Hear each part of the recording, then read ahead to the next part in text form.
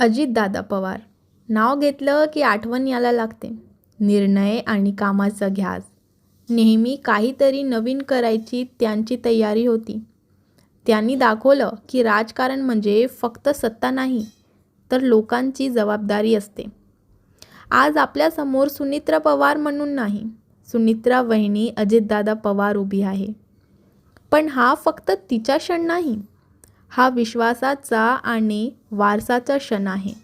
एका बाजूला दादांची आठवण आहे, त्यांचे भाषण, त्यांचा आत्मविश्वास, त्यांची मेहनत. आणि दुसऱ्या बाजूला आहे सुनित्रा वहिनी यांचं शांत पण मजबूत व्यक्तित्व.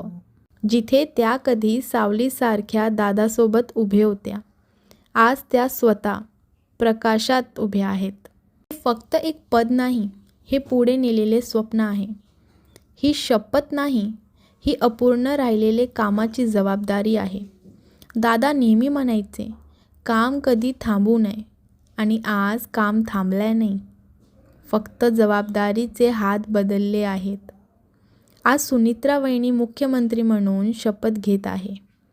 पण त्या प्रत्येक शब्दाचे मागे दादाचं शिकवण आणि त्यांचा आत्मविश्वास आहे.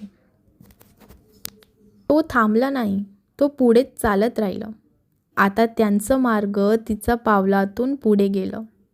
आज ती मुख्यमंत्री आहे. पण ही गोष्ट इथे संपत नाही. हा दादांचा वारसा आहे, जो कधी थांबणार नाही.